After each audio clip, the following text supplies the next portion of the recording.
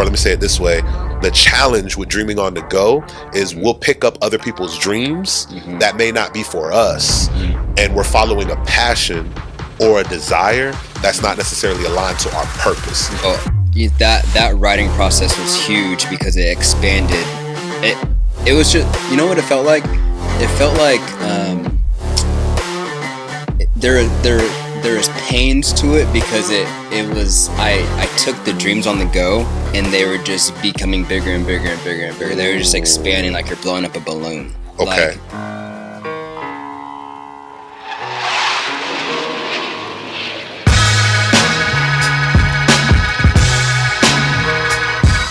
What's going on, everybody? We are back for another compelling thought. These thoughts are designed to help you on your journey in living a compelling life. If this is your first time rocking with us, a compelling life is a life that we say, hey, we want to maximize every single day.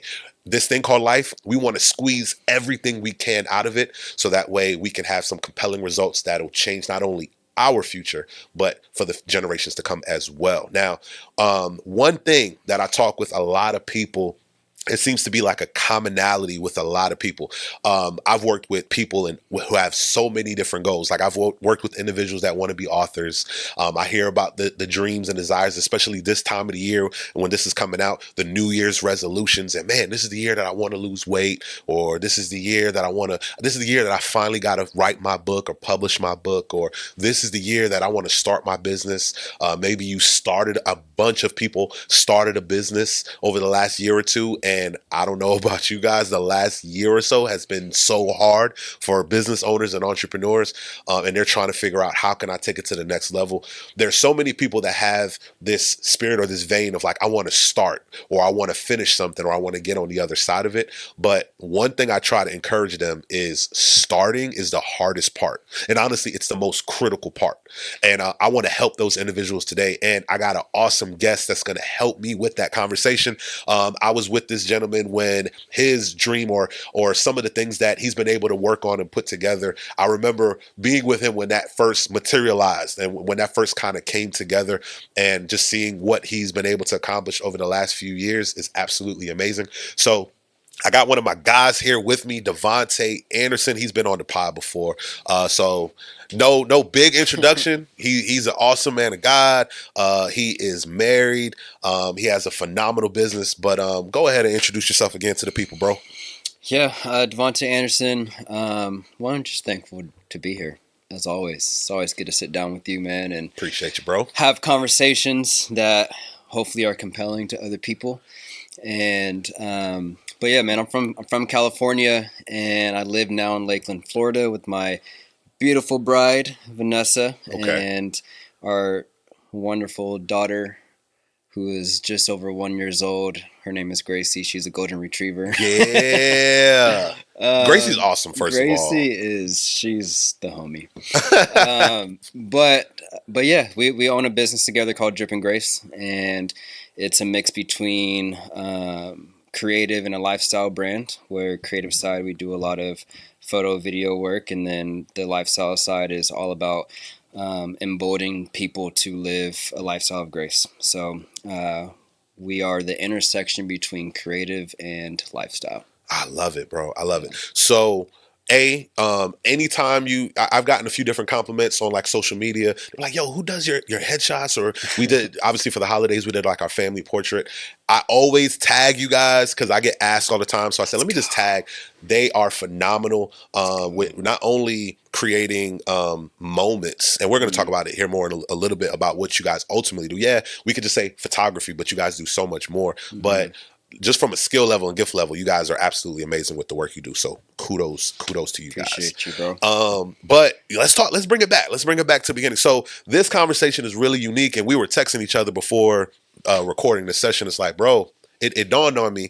Obviously, I'm in the spirit and vein of just helping people start the year off strong. SOAR, you'll hear more about that. Start off anything right.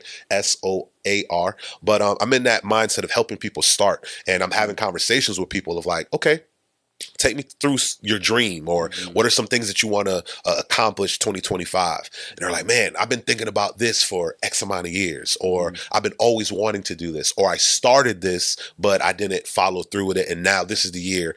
And I always ask them, okay, how is this year going to be different than last year or the year before?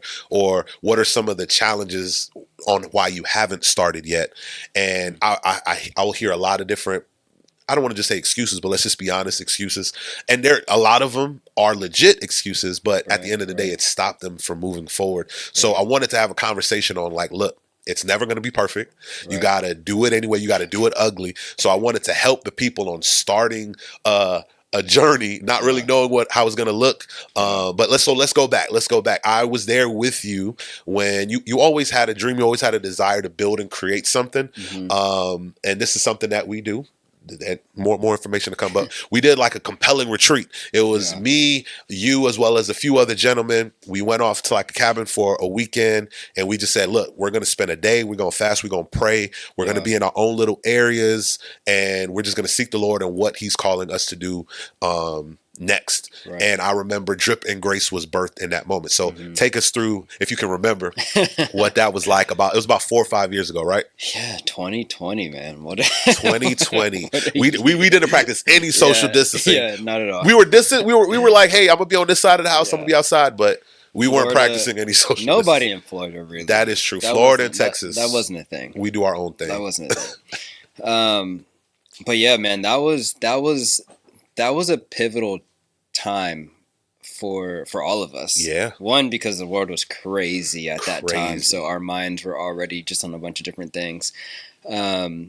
And all of us had full-time jobs and working and all the stuff. And so I think, I mean, just getting back to the topic of starting, right? I think it's important to have people around you to do things like that with, like go on a retreat with, or even like spend hours in a day talking about or dreaming about different things that all of you want to do. Yeah. Because it's a lot of times, I feel like a lot of times we dream on the go. Ooh, right? I like that. Dream on the go. I feel like a lot of times we dream on the go, right? We're in our car and we're like, oh shoot, we should. It'll be dope if we. Yeah. You know, if I did this, I started this one day, or, you know, my wife almost every week. Oh, babe, I have a great idea. We should do. I'm like, babe, let's start bring with the one that was six times ago. Like, let's slow down. Yeah. And like, let's really talk about this. But like, we're dreaming on the go a lot, right? And I think a lot of times, so I believe it's important to stop, right? Facts. To just get in an environment that you're able to process to a full extent about your dreams versus just like sporadically here and there, and then you'll get to in the year and be like, bro, I didn't do anything. Bro, all right, bro. First of all, you my dude, man. I love you. So this is why I wanted to have this conversation. So let's just piggyback off of dream on the go. Yeah. Oftentimes when I talk to people, the dreaming on the go looks like, let's just be honest, what does a day-to-day look like? Okay, we're on social media, we see something, and now that we see something, it sparks an idea like, I want to do that. Yep. And then we go, or we'll see somebody, we'll go to a concert and go, well, I was always good at playing the guitar. I want to do that. So sometimes the danger of dreaming on the go is, or let me say it this way, the challenge with dreaming on the go is we'll pick up other people's dreams that may not be for us, and we're following a passion or a desire that's not necessarily aligned to our purpose. But when we settle down, to your point, when we have people where we could just settle down, go somewhere, even if you just go by yourself, a day or a weekend, the benefit of settling down, we're able to then tap into our inner and go, okay, what do I ultimately want to do? Or what does the dream really sound like? But when you're on the go, we're probably heading to a job, like you said. You don't have to say where you were working, but you were heading to a job that you probably didn't like. But then we'll see something and go, "Oh man, it'll be dope if I." Yeah. So dreaming on the go, I feel like that's so pivotal. Yeah, bro. What were some of the things that, as you were dreaming on the go, made it challenging for you to put pen to paper, if that makes sense? So as I think about dreaming on the go, it's like you'll have a 5-minute, 10-minute inspirational thought. but then you're Mhm. not able to, like you said, put it to action. What do you think some of the challenges that people face, why they can't put it to action because they're always on the go? Mhm. Well, I think the first thing is not writing it down. Write the vision down. Yeah. Writing it down, whether even if it's the most outlandish, no detail, just thought that you had, still write it down. Facts. So that's a challenge. That becomes a challenge because then you're dreaming on the go so much. You're like, man, there's something that I wanted to do. Yup. I can't think about it Yup. anymore. So writing it down. Two, a big thing is just the belief that it can become a reality. Ooh, okay. Right? Okay. Like sometimes when we're dreaming on the go, we're like, oh, that would be cool, but Yep. I'm too busy. I Yep. got this full time job. No one else. Like somebody, like there's a lot of people already doing Already doing this. it. All the things that we Like hear. the dream doesn't have enough time to be in the incubator and like bake and develop. Right. When you're on the go, it's like, oh, that would be cool. As quick as it comes is as quick as it goes. I Right. got you. That Right. makes so much sense. Okay. Right. And I think just lastly, kind of what I was saying about before with our retreat that we had is revisiting it. Mm-hmm. So like dreaming on the go isn't bad. Like dreaming on the go is great because you're getting things inspire us. Yep. Right. Like there's a bunch of different things that inspire us. Coming in this podcast studio, inspires me because I'm like, oh, this is something that I could have one day. Yeah. Right. But if we don't come back to it, we'll never Yep. make it happen. And so that retreat was a great place to vet all of the dreams on the go that I had I love that. to bro. really Yep. sit and process, okay, kind of to your point of like some of those, like those are other people's dreams and maybe it's not for me, maybe it is, to really vet and process, oh God, is that for me? Yep. Is that not for me? Is that Yep. something that I need to pick up and run? Yep. Or is that something I need to throw in the trash? Like that's just a random passion that may not be something that you want me to carry out. So That's so true, bro. revisiting the dreams on the go are, if you don't do that, you're not gonna do it. Talk about it, bro. I love it. I love it. All right. So moving past from dreaming on the go. All right. We were able to sit down now, process for a weekend. And our, some people were breaking rules. They were like, all right, bro, just give each other our space. We're fasting, we're praying. Some people ate at like 12. We're like, bro, you done fasting already? Right. But either way, you were one of those where like you were literally locked in. You would be outside for a little bit. You would walk off, but you were writing a lot. Take me through that process. Now that you were able to sit down, it was quiet. I remember you sharing at the end of the night when we were kind of expressing some of the revelations we got. Take me through some of that process now that you were able to not dream on the go, but fully get it out. Mm-hmm. Well, I think, man, it was. I mean, it was a exciting yet nervous process. Yeah. Because some of the things that some of the visions that I had that I was writing down were like, hold on, like Yeah. I part of me was like, one, I didn't see me doing X, Y, and Z. Like, let me see if I can give an example with even just like photography, right? Like, okay, yeah, photography could be cool one day, right? Mm-hmm. But owning a business that turns into a studio one day, that may turn into a coffee shop, that may turn into a whole entire brand one day. That's not something that was in my mind, right? I was like, all right, I'm gonna become a photographer. I'm gonna shoot some weddings. I'm gonna do all these different things. Get side gig Right. type of thing. Okay. Right. So that writing process was huge because it expanded. It was just, what it felt like? It felt like there is pains to it because it was I took the dreams on the go and they were just becoming bigger and bigger and bigger and bigger. They were just expanding like you're blowing up a balloon. Okay. Like, that's actually really yes. I just take caught that, it. I just caught it. Yeah. Visual. Like it was like air was being breathed into the dreams to make it into this gigantic balloon that is going to fly and take off one day. I love it, bro. And so that's what it felt like in that moment, to sit and process and to release and to receive all that I really felt I was called to do. I love that. So let's build on that picture. And Yeah. once again, we spoke about the topic in the sense of, hey, we're going to talk about this, but Right.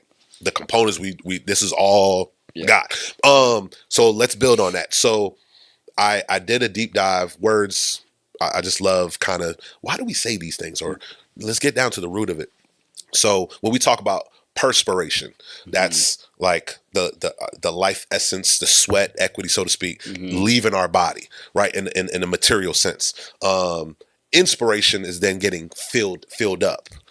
Right. Yeah, So yeah. when most people, when they go to church, they say, oh man, I left feeling so inspired. Right. Their spirit is now being filled. If you look at the root word, it's like breath, Right. being inside of you, now being inflated, being filled up. So when you talk about having quiet time, being able to let the dream settle, there's an opportunity, in my opinion, God to kind of breathe life into your dream, breathe life into your vision. And kind of like that balloon, it's like, okay, when you're always on the go, it's like you're putting a little bit of air and then it goes away, a little bit of air and then it goes away. When you're able to sit and really deep dive into what that looks like and have God breathe really into it, into what it could be, you do walk away with this full balloon, but it's an inspiration process. It's breath being blown into your vision. So exactly what you said, I feel like it's so true. Your face right now. and that like, because I'm bringing back to my, like, the more we talk about it, the more I go back to that time. And man, like, I'm almost getting chills right now thinking about it, because it's like, that's what it felt like. I felt like I was getting life breathed. Is that right? We can roll with it. Life breathed into me. We could, like there is breath filling my lungs, or there's breath filling my vision, and the goals and aspirations, to where it was like, oh, like the dreams that I thought about, one day, they didn't really have life. Exactly. Like there was just a thought, right? It was just, oh, I thought that, let me put that in my notes really quick, right? But now it's like, oh, like I feel like there's coming alive. Yeah, it's coming alive. You know what I mean? And I think of the analogy a lot of the birthing process, even though I don't have any kids. Yeah, women, I don't know how y'all do it. I don't know how y'all do it. I don't want to know. I don't. Yeah, you're right. I don't want to know. Yeah. But just thinking about that process is like, before that moment in 2020, I already thinking about this analogy, I was already impregnated with the dreams. Yep. Right? And just like a baby grows over 9 months, my baby, the business was growing, and there's a lot of pains to that. There's a lot of happy moments. You feel a kick here and there, like, and I feel like that's what, in that moment, I was feeling a lot of kicks, like, oh, it's coming. It's like signs of life. Yeah, there's signs of life. Like, this thing really might, be birthed into this world one day. That's where I felt. And I love it. No, it's all of this to say is it's important to have those spaces. It doesn't have, it could be a retreat, but it could be some alone time, a weekend or week where you just lock in. I know for a lot of people, they spend the top of the year fasting or praying, just quiet time. Whatever you want to do, that's fine. But it's imperative to do it as you take the steps in pursuing something. So let's deep dive into, okay, you had that time. And so not just to take to build on what you're saying, I had that quiet time as well. Right. At that point, I was trying to figure out, what does compel look like? Hey, I feel like I have this vision that God gave me. I feel like I've always had a dream to do certain things. My gifts and talents and purpose were coming alive. But what does that look like? And then that same balloon analogy, God was breathing life into it. I saw all of this. I saw the podcast. I saw books. I saw ministry, working with churches and working with young adults and working with organizations and helping people. I saw all of this, but for most people, they get crippled with, well, what next? Or how do I go from here to there? Right. So that's what I want to talk about next. The journey, the journey, and going from where we were to where we are now, because even where we are now is great, but Mhm. there's still so much more that we haven't done. Like you Mhm. said, you saw a coffee shop, you saw Mhm. it being like a living brand organism. So there's Yeah. still so many different things that we would like to do, but we're not where we were, thank Mhm. God. But I want to talk about the journey to getting to where we are now. So Right. you were sharing like, man, okay, I'm seeing this, I'm seeing that. What were some of the first things that you did to actually get it started? Honestly, I don't know if I did a lot after that. Yeah, yeah. Which, which, I, which I'll say, okay, maybe the way I'll answer this is the first thing I did to get started was be patient. Let's bring that back. Let's bring that back. Because Yep. Be patient. being patient, it's so easy to feel life, right, Yep. and feel inspired, Yep. and feel like you have to do something instantly. Talk about it, bro. And Yep. sometimes people do things too soon. Too soon. Out of Right. season. Yep.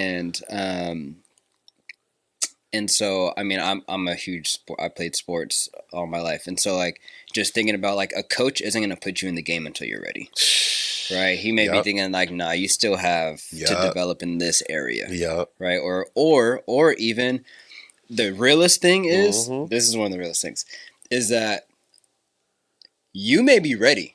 Mhm. You may have all the skills. Mhm. You may be able to go out there and ball right now. But Yep. there may be someone ahead of you that is doing, I'm thinking football analogy, that is also balling, Exactly. right? That is also doing their thing, and it may be their last year, whatever, and you may have to wait till the next year. Mhm. And that's one of the hardest things to do. To know you can do something And and gotta still wait. and sit on the sideline and be like, Coach, what? Bro, You know, bro. I can do better. Like I can It's do better than this guy right now. Like, what you mean? Bro, that's so once again, we're men of faith, so Yeah. we use scripture a lot. So the Bible talks about being ready in season and out of season.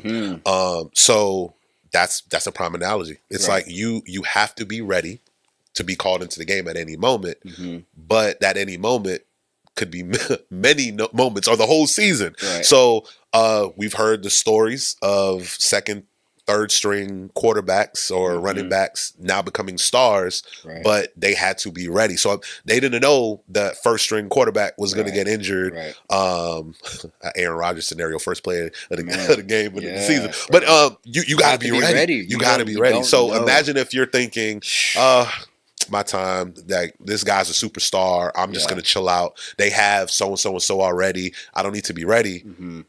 And now you miss out on that opportunity. Mhm. So Mhm. that's definitely a big bar. So Yeah. even with me, same thing. I had a lot of friends starting churches, Mhm.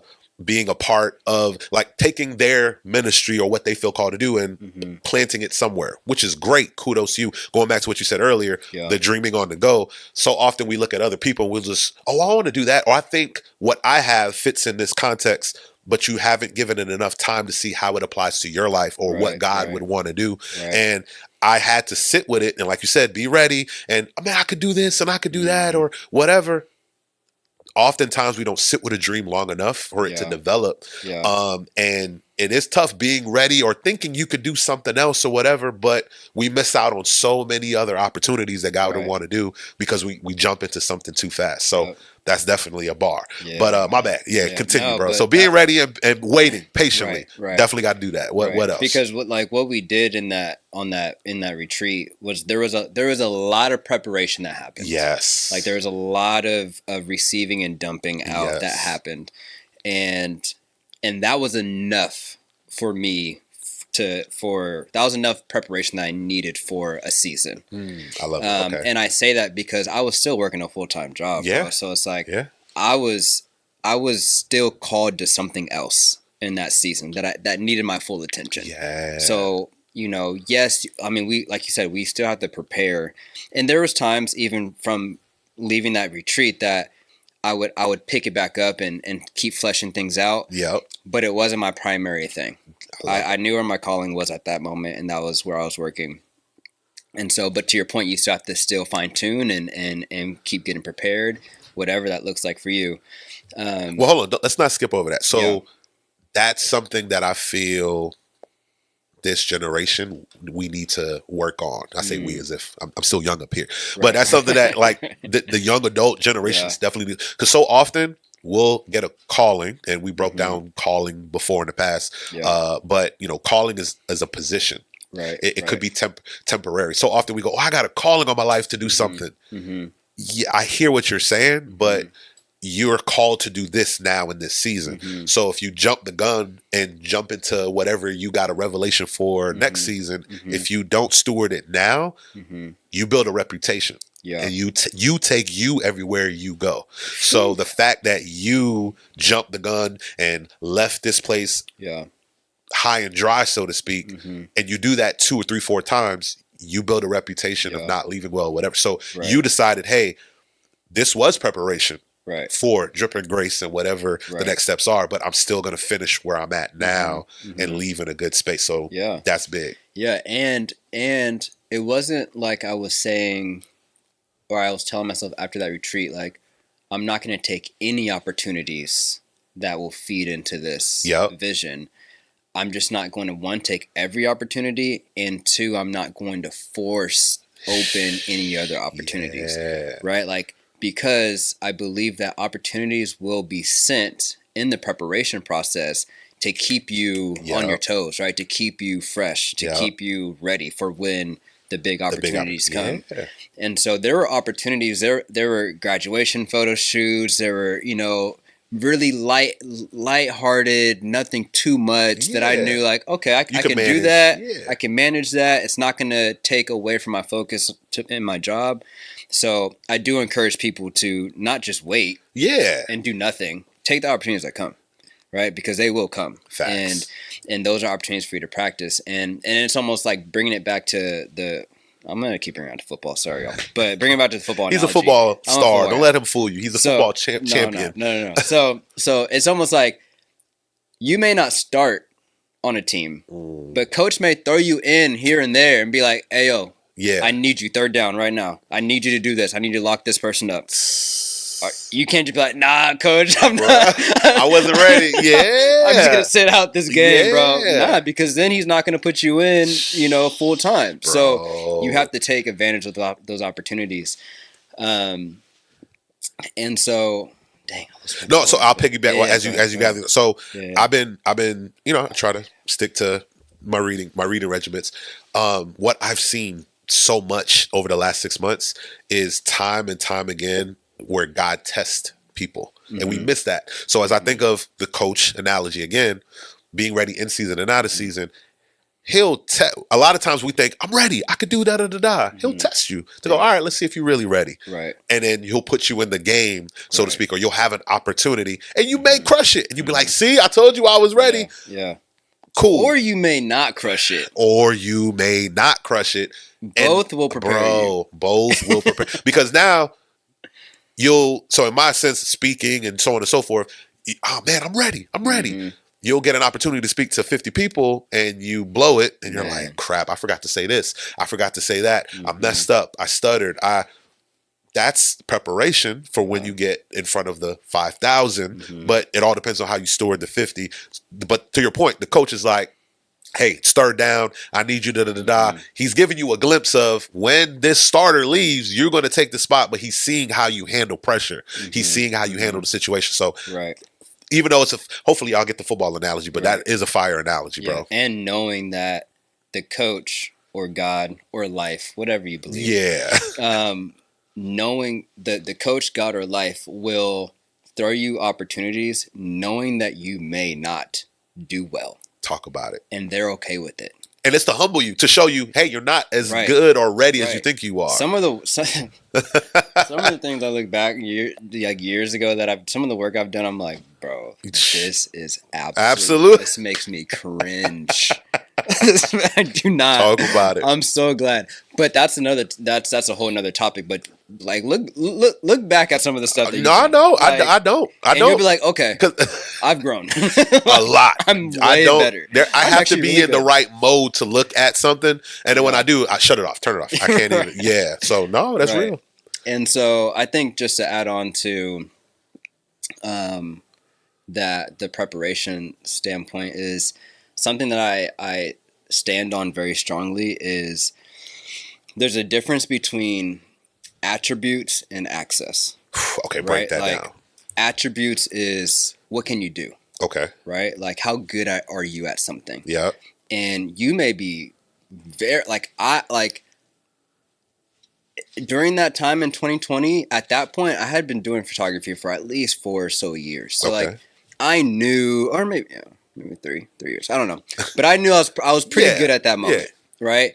To the point where I knew other photographers that have a full-time business that I could probably do the same thing. Yep. So I knew I was good.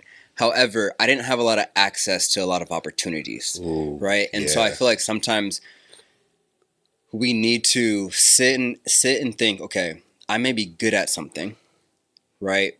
But are the opportunities there? Yes. And if the opportunities aren't there, it's probably not time to start.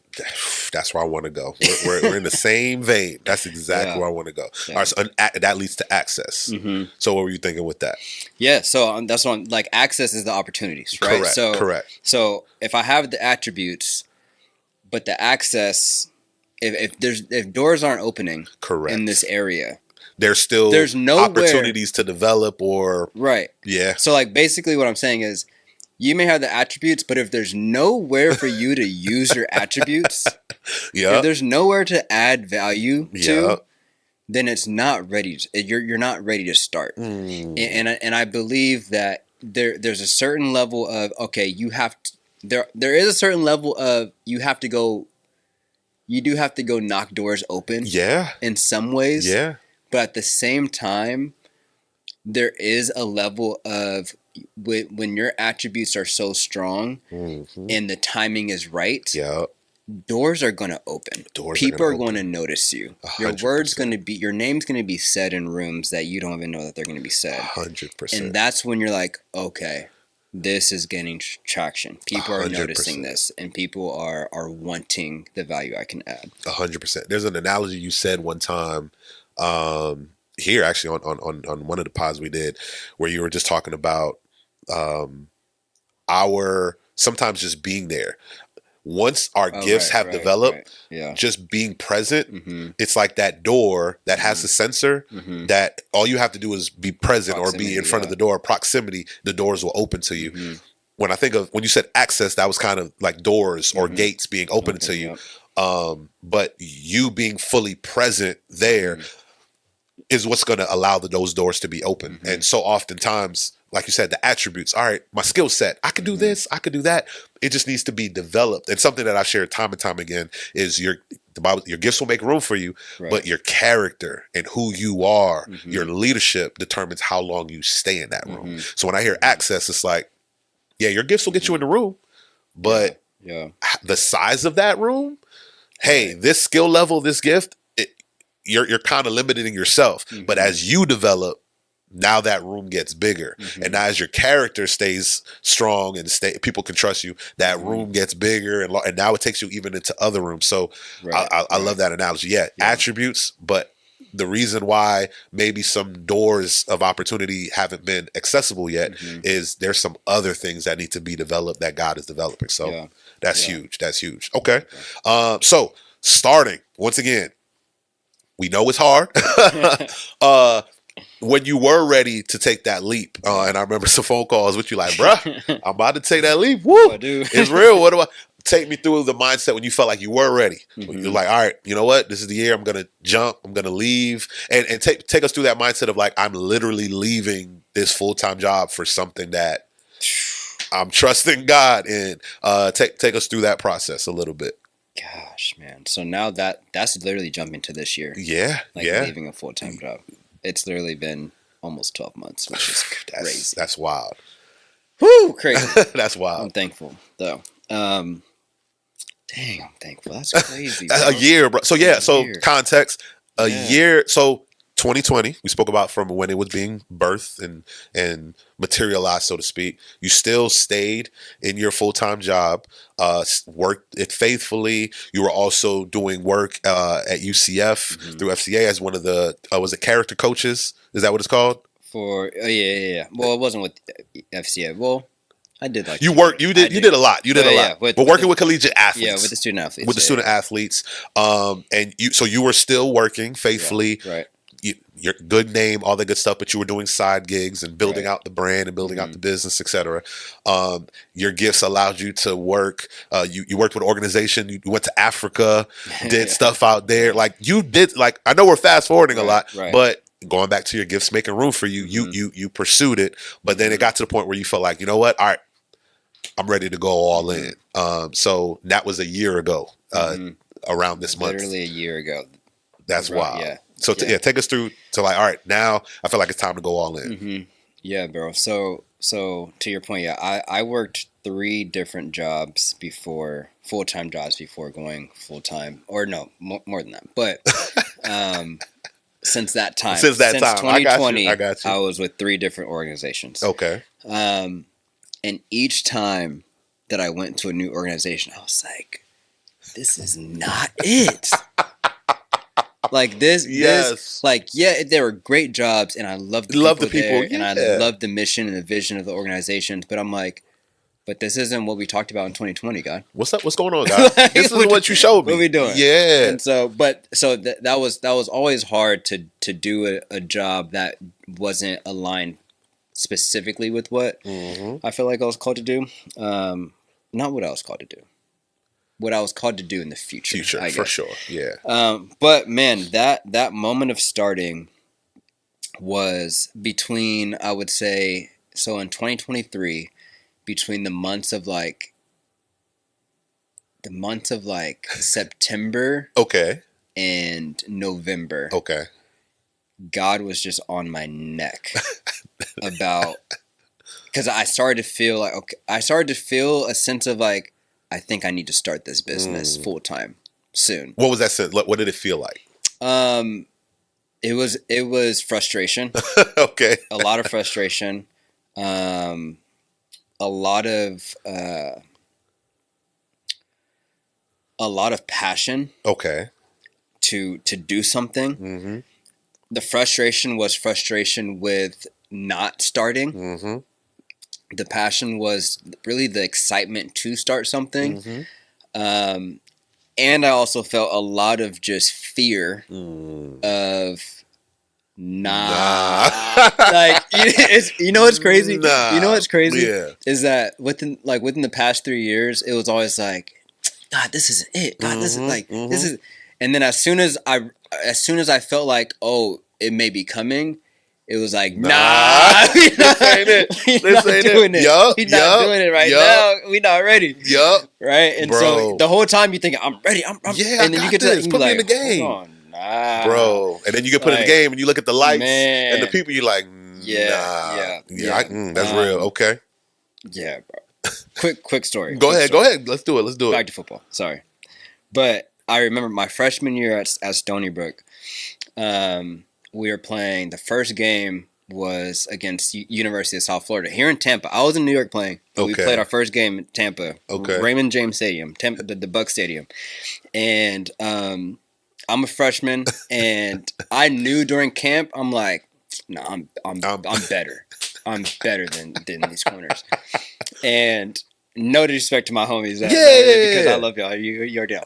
But I was like, I'm better. First game, starting corner. I think he was a senior at the time. Blows his knee out. I'm the backup. I'm thinking freshman. Is this the beginning of the game? First game. No, this is probably like second quarter. So I'm thinking going into the game, I'm like, freshman, first game of the year, I'm not playing. You don't even know where your helmet's at because you know you're not getting I'm in there. Chilling. Yeah. Blows his knee out. Coach, look at me. Woo. I said, the quarterback on South Florida was nice too. He even went to play for the league. BJ Daniels. They had a receiver that was nice, and I'm like, so they throw me in, and it's like third down too. They throw me in. I had the most terrible number. I'm number 39 because I'm a freshman. So they already know when you see number 39 as a DB, they're like, oh yeah, we finna trash. The quarterback's going right on that. Yeah. And I'm small. I'm like 5'8", a buck 70, a buck 65. BJ Daniels, he gets to the ball. Yeah. He looks at me. I look at him, and I'm scared as heck, bro, because I'm like, I know. and I'm on their best receiver. I'm like, I know they're about to. He looks at me, I look at him. He does one of these. Oh, You man. already know what that means. He's like, oh, I'm checking right here. We throwing a fade. Mm-hmm. First play in, bombed it. Fade.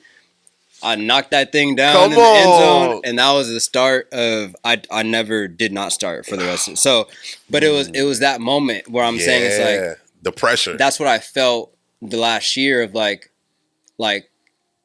Coach God looked at me and was like, all right, let's go. It's time. And I'm looking at him like, nah, I wasn't expecting to play right now, bro. I thought, yeah. And so it was that fear. And I remember vividly one specific moment.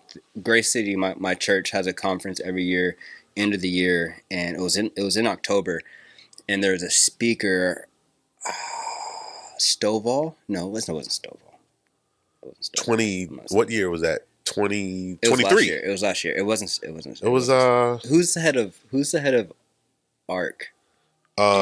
Chris Hodges. Chris Hodges. Correct. It was Chris Hodges. So okay. Chris Hodges was speaking. I wasn't sitting in because I'm doing all the photos for the conference. Yeah. My wife was shooting too. She was like, "Hey, but I really need you to go shoot this really quick because I have to finish editing these photos." I wasn't even supposed to be in the room. I get into the room. First thing that I hear, and you hear right now me talking about football a lot. First thing I hear when I get into the sanctuary was, I'm talking to somebody that's sitting in the stands right now that needs to get in the game and stop sitting down and get to playing this game. And mind you, this was probably like the 6th or 7th thing that I really felt God like, yo, it's time. And I heard that and I was like, all right, God. Bro. Yeah.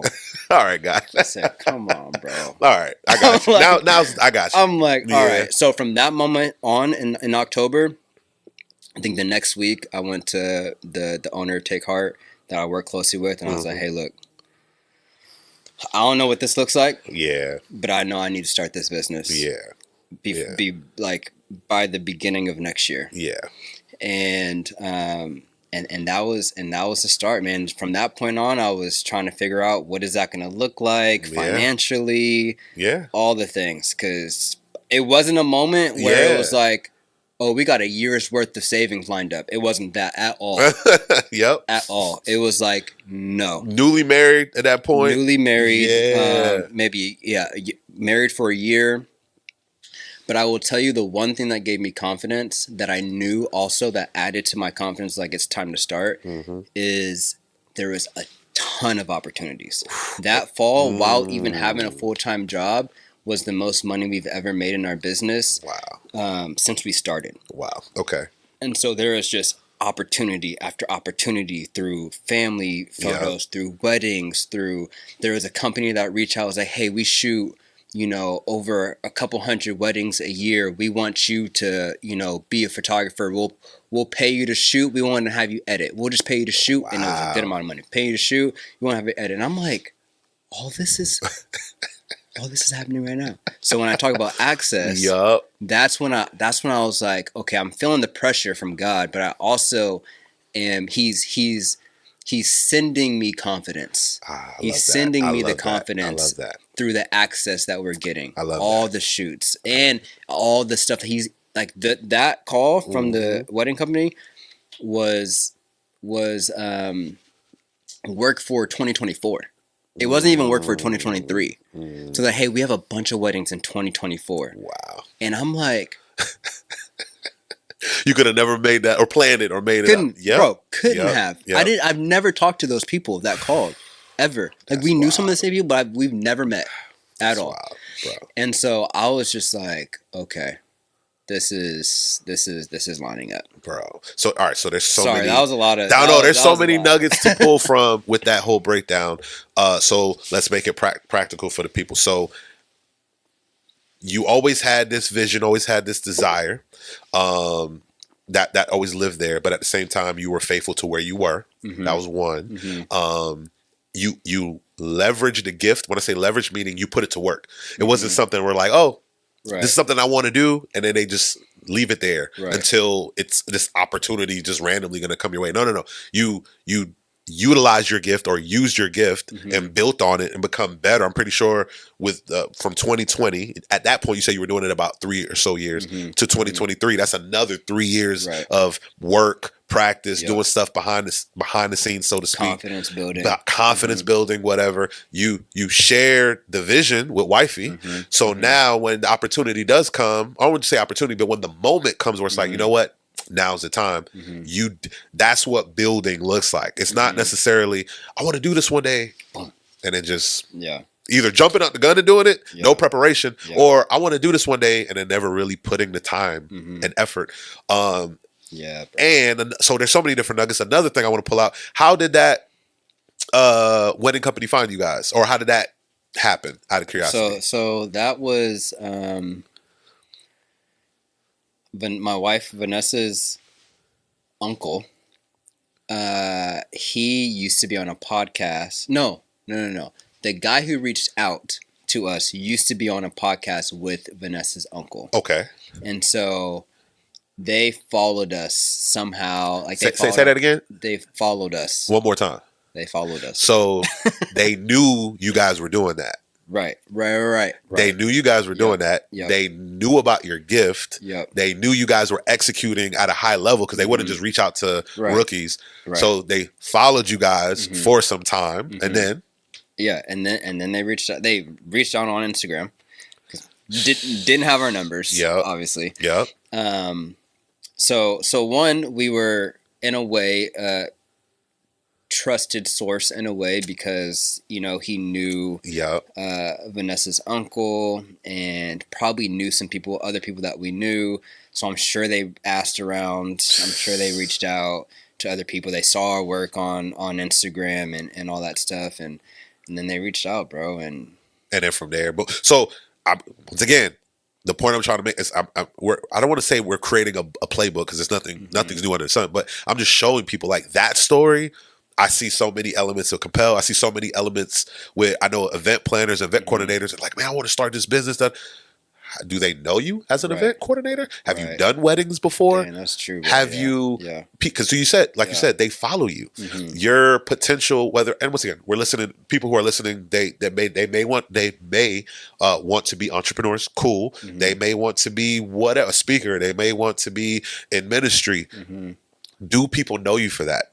Your track record, is it following to where you're ultimately going to be at? But so many people miss that. They just think this poof opportunity, this epiphany is going to happen out of thin air. And it's like, no, it don't work that way. It builds compound effect. I was listening to something earlier where they were just talking about the power of the compound effect. Year one, it may not look like anything. Year two, it still may not look like anything. But year three, it's like, okay, I'm starting to see something. And then year four, that's when you start to get the fruit from year one, year two. But they just people think it's going to happen out of thin air, and that's not the case. Is it a bamboo tree that takes forever to grow? It takes forever to grow, but once it does start to grow, it's like boom, takes off. And so to your point of like, it doesn't poof happen. In a way, I would say, in some ways, it doesn't just poof happen from the jump. But there is a moment that it's like poof. Exactly. Like that was like end of last year was a poof moment. Like there was just thing after thing after thing. I'm like, where did this come from? But I all like, for people who are trying to start something, I always encourage to save your seeds. Okay. All right. So all the seeds that you plant, remember them. Remember them, because eventually they're going to reap. I mean, you're going to reap from them. They're going to grow. I love because that. when you sow the seed, it's going you don't see it, right? Like it's gone. It's underground. Bro. But save them in your mind. Like, no, I've been putting in work, right? Yes. I've been preparing. I've been writing down. I've been taking advantage of opportunities, because eventually it will grow and you will see it. Bro, that's such a bar. So one of the guys, shout out to you, Ali Braswell. This is his thing, so I'm giving him props. I spoke to him recently, actually. But anyways, he emphasized this framework of ships. When you think of a ship, it takes you from here to there or another level, so on and so forth. When you look at people, like relationships, partnerships. Mm-hmm. When you said like count your seeds or save your seeds, his whole thing is, man, just stewarding relationships, Mm-hmm. relationships, and your partnerships, and all these different ships that we have in life. If you don't steward those well, it could work against you, and it could be your detriment. Right. So to your point, hey, I was faithful for where I was at here. I was faithful at Take Heart. I was faithful at UCF. Mm-hmm. Mm-hmm. Your good name carried you wherever you go. So yeah. the person that connected the dots for you, Mm-hmm. that was Vanessa's, your wife's uncle. Mm-hmm. Mm-hmm. That was a relationship, but the fact that you guys had a good name and stewarded that well, you never know where your name is going to go. know. Because now, imagine if you didn't steward that relationship well, or it wasn't a gift that you really took time to invest in. Yep. Hey, do you know anybody that? Nope. Yeah, right. Or they would have never came into mind. It would be like, nope. Or maybe your gift, going back to your gift will make room for you, but your character, it's like, hey, yeah, I know somebody that has a gift, but he's all over the place. I wouldn't mess with him right now. All the time. People, and the thing is, I do it all the time. We all do it. Yeah. We all have a person that comes to mind. Yeah. Or let me say it this way: either you don't come to mind, which means you're not known for that yet, or if you do come to mind, your character will either allow that door to open or it'll close. We always do it. Yep. So, but go ahead, bro. What I'm trying to get is we underestimate that ships aspect, or counting our seeds and saving our seeds, because we never know what we're planting, and sometimes we could be planting bad seeds. But in the concept of like, yo, I planted that seed, I probably won't get anything from it for a while, but I know it's gonna come back one day. Yeah. But yeah, bro, that happens all the time. Yeah, so that was it. I love it. That was kind of how things, and there was more stories. Yeah, that happened that I was like, okay, and which I think people say this very casually now, like trust the process. People just say it's just a phrase, yeah. But it's just it's so one true. Of the realest things. It's so true, bro. It's one of the realest things, because if you can stay faithful, one, to what you're called to in this season, and also at the same time stay faithful to what you feel like you're called to in the future, yes, then eventually when opportunities are ready for you, yes, they'll find you, bro, and you'll be ready for it. And bro. That's just a part of the process, in a way. Either, I mean, I'm a believer, as you, right? So like, part of the process in a way, like, actually, believer or not believer, part of the process is unknown. Facts. Doubt. It's gonna happen. There's some things that you don't know that's going to happen. Yes. There's some doors. Yes. There's some things that you'll do. Yes. That you'll do, and you're like, oh, I never thought I'd ever do that. Yes. Yes. Like, that's part of the process. A lot of times we sit and we dream and we write, and we're like, oh, I know exactly how I'm going to get there. And I know exactly what I'm going to do. You get 2 years, 3 years on the road, and you're like, oh, I did that. And, bro, like, for example, right now, like, I did that, and I'm a personal trainer now. And I train at a gym. Yes. Right? Yes. And I shoot for, a couple businesses for their content. I wasn't really thinking about doing that. Like, and me and my wife have led a mission trip. It's like, there's just so many things that you don't know that's going to happen. Bro. So, all right. So let's we can end with this part. So that was the process part. We can even talk about some of the things that you're experiencing now, that we're getting to experience now, that we've dived in. Is that dived in? I don't even. Hey, it's so dove in. Same thing. We're college educated people. But anyways, now that we took that step and took that leap, and we're in it, we're getting to experience. One thing you just brought up, when we start, we have a certain frame of reference. So when you hear frame, I think picture frame. So it's like, okay, we have a certain frame of reference. This is why exposure is big. The more exposure you get, that frame gets larger. And to your point, you're like, oh, I did this and I did this. So, hey, starting off, and I'm just completely assuming as a photographer, you probably think, okay, graduation pictures, weddings, da da da. But then you said, hey, I never even thought about doing branding and creative stuff for businesses. I never even thought of taking this into the church space and doing mission trips and capturing all of those moments. I never thought about doing this for this. Now, there you were exposed to other opportunities to use your gift, but it started with you starting and taking that first step. Yeah. So this is why exposure is huge for me. Right. Like, I will pay to be in masterminds. I would pay for conferences or events just to sit at the feet of people and get exposed to stuff that I never even thought about this, or I never even thought about that. And now that frame that I had, it gets bigger and bigger and bigger. So what were some just, you don't have to share a lot. I know you kind of told me a few things. What are some stuff that you never would have thought, wow, we're able to do this now, we're able to do that now? Or maybe some cool projects that you got to work on. Food photography. Okay. I mean, I'm still growing in that area. It's not something I'm an expert at, but never even thought, like, now we've worked with 2 businesses that we've shot food content for their websites and for social media and for the brand packaging and all the different things. And I never even thought it would be a passion of mine.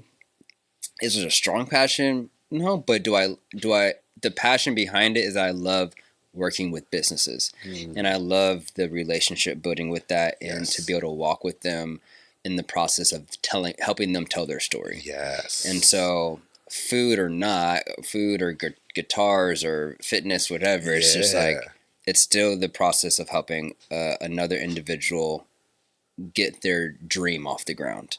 Yes. And keep it going. And so never thought that would happen, but it did through connections again, and being in the right space, and the fitness world. Like, I have a sports background, but did I ever think I would be shooting photography and shooting videos at a gym locally that I would love to go to? Yeah. No, never. That never probably even crossed your mind. Let me tell you how this happened. Okay. Me and Vanessa, my wife, are going to California. Okay. Literally about to get on a flight and to California, 5-hour flight. And I'm talking to V, and I'm like, yo, like, I was on Instagram, and I saw the gym, Earn Your Stripes, that we now shoot for. It was a new gym, just opened up last year in Lakeland. I'm like, yo, this place is dope. Yeah. Like, that would be really cool to potentially help them out with, their branding and content and all that. And just told that to V. Didn't know the people. I knew of the one of the ladies that she runs it. She oversees it. Okay. She's one of the owners, and so I was like, but I didn't have her number or anything like that, so we didn't know her. And so we get on this flight. So I'm like, all right, bet. So we get on this flight. She was like, yeah, that's cool. We land. Okay. Tell me why. I have a text message. You know, like you turn your phone off. Airplane mode. Yeah. Pop that thing on when you land. I have a text message. Wow. From that lady. Her name's Faith. From Faith. From Faith. You can't make this up. I didn't even think about that. Wow. Yeah. Anyways, I had a text from Faith, and she texts me saying, "Hey, this is Faith, one of the owners from EYS. We're looking for someone to help with content." Bro, it's funny right now because it's like it really. Bro, so really was this a DM or was this a text? A text message. She got my. That's what I was about to say. She got my number from someone else that we know mutually. Wow, bro, and I was like, you gotta be making this up. Can't write this 5 hours before this flight. Wow, I said this will be a great opportunity. Wow. And here we go. Get so all right. So I'm gonna end it right there because I feel like that's what I mean by, and I heard this phrase and it's so true, like miracle territory, and it's so true. Once you're living in your purpose, and once you feel like, man, all the stars start to align, like everything starts to connect. Will it be perfect? Absolutely not. But those things will happen. It's like, man, I'm in the right place. I'm utilizing. I had a email last week from a gig that I did about a month ago. Going back to your name being in certain rooms, it was a certain organization. They're planning an event, and they were like, "Man, it's just been a hard year." They wanted to encourage their staff, whatever. A lady that I spoke at their school, hearing their or she was in that conversation. It was, I think she said her and another lady. She was having a conversation. Said, "Man, I wish I could find somebody that can come speak to the students, speak to the school." Da da da. Oh, we just had somebody come. He's absolutely amazing. Da da da. I'm gonna connect you. And then I get an email, and I'm like, going back to accessibility, I could have, I prayed for those things, Right, 2022, 2020. And it's like, God, like, help. Now, I'll just get emails like that. And I'm like, wow. It's but crazy, bro. I'm operating in my gift. I'm operating in my purpose. And the stars start to align. So I just wanted to encourage these people. Hopefully you guys were encouraged. I know starting is hard. As we've shared, starting is tough. There's unknown, there's fear, there's doubt. It's part of the process. But if you start anyway, on the other side of it, man, it's absolutely amazing. What would you like to share with the people before you leave, man? Any words of encouragement in this concept of like, hey, start anyway, or and when you do starting may not look like jumping out the window now, still prepare, so on and so forth. But yeah, just anything you would like to share with the people, man, as we wrap up.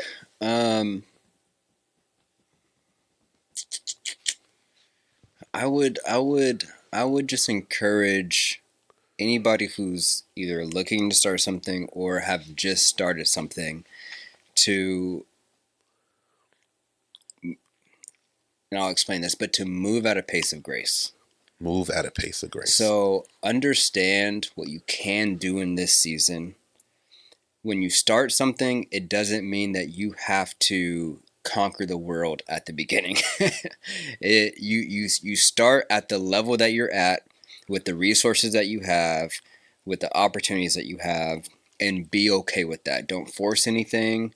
Don't forfeit your rest. Don't forfeit your time with your family. Don't forfeit your time with your friends. Matter of fact, just don't forfeit your values for the start of a business, right? Yes, the start of a business is going to require a lot of work, but as you preluded to before, wherever you go, you follow.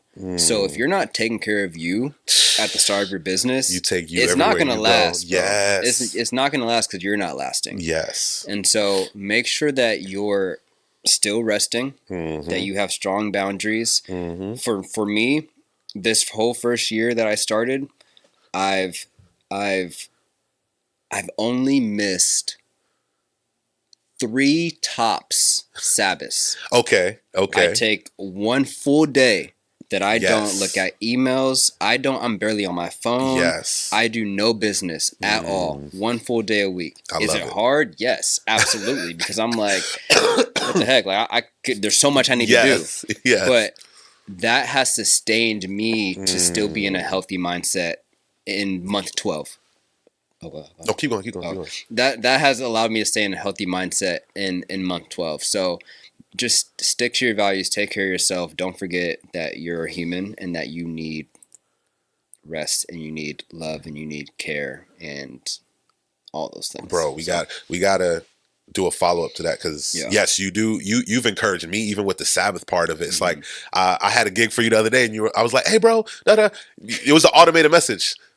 I'm taking a Sabbath today. If I don't respond back to you immediately, and you hit me back like the Tuesday, like, bro, my bad. Or I think it might have been later that night, like, bro, my bad. I had my phone off, and you like it encouraged me. It's like, yo, I have to, because of the work that you do with the church on Sunday. Your Sabbath is a Monday, but it encouraged me. It's like, yo, I gotta, even on my Sabbath, I do sneak a text or sneak an email and send a contract. It's like, no.